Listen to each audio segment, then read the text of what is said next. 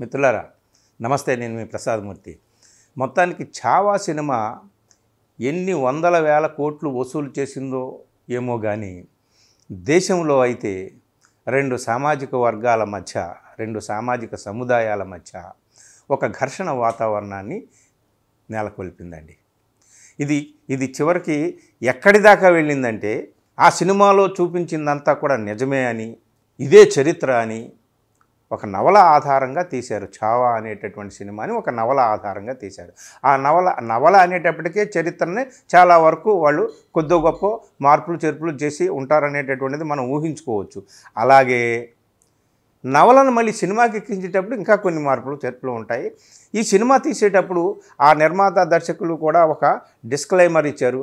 ఆ డిస్క్లైమర్ ఏమిటి అంటే, ఇది ఏ మతాన్ని, ఏ భాషని ఉద్దేశించి ఎవరిని కించపరిచేటటువంటి ఉద్దేశంతో తీసినటువంటి సినిమా కాదు.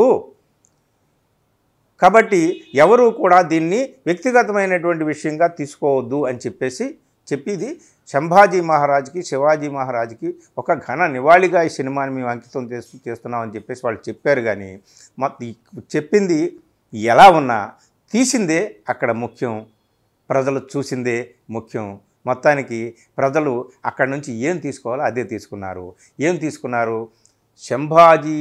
సంభాజీ మహారాజుని చంపించింది అత్యంత క్రూరంగా, దారుణంగా, హీనంగా, హేయంగా, దుర్మార్గంగా చంపించాడు ఔరంగజేబు దగ్గర ఉండి అనేటటువంటిది అక్కడ చాలా ప్రొజెక్ట్ అయినటువంటి విషయం సినిమాలో.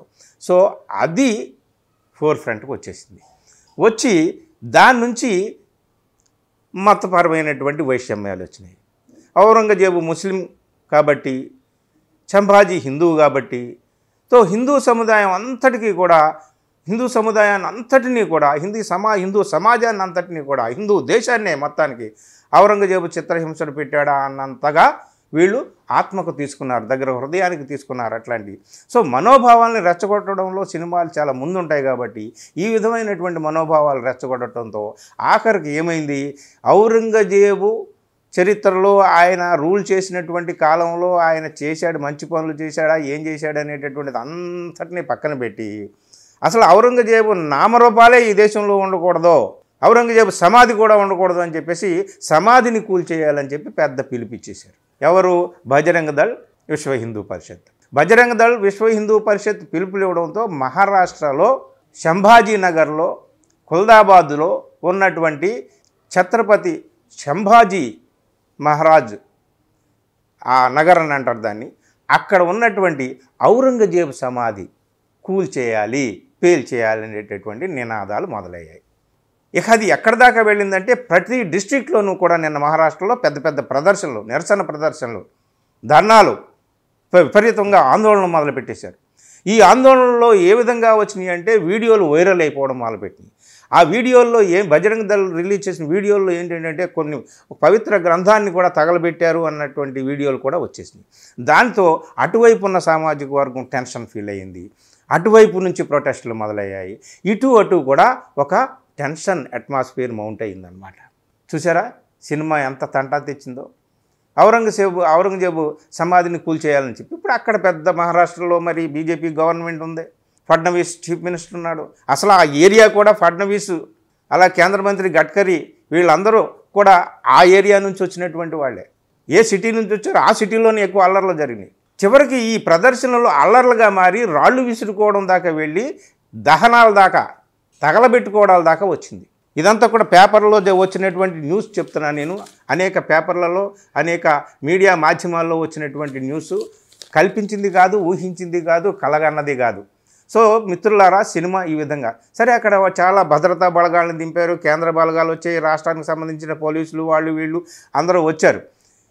ఏం వచ్చినా ఏం చేసినా, సినిమాలో డిస్క్లైమర్ ఇచ్చినా, అయ్యా మేము ఎవరిని ఉద్దేశించి చెప్పింది కాదు అని చేసినా, వాళ్ళు అల్టిమేట్గా సినిమా ఇచ్చిన సందేశం ఏమిటాయా అంటే ఔరంగజేబు చాలా క్రూరుడు, దుర్మార్గుడు అని. అది ఓకే, సరే క్రూరుడే కావచ్చు. ఔరంగజేబు క్రూరుడు, దుర్మార్గుడు అయినంత మాత్రాన ఆయన ఏ సముదాయం నుంచి వచ్చాడో ఆ సముదాయానికి చెందిన వాళ్ళందరూ క్రూరులు కాదు కదా. సో వాళ్ళకి మధ్య ఎందుకు ఈ విధమైనటువంటి డిస్ప్యూట్ రావాలి? చారిత్రక కట్టడాల జోలికి మనం ఎందుకు పోవాలి? ఇప్పుడు తాజ్మహల్ ఇప్పుడు షాజహాన్ కట్టాడండి. సో ఒక ముస్లిం కట్టిన తాజ్మహల్ని మనం ఎందుకు ఉంచాలని కూల్చేసుకుంటామా?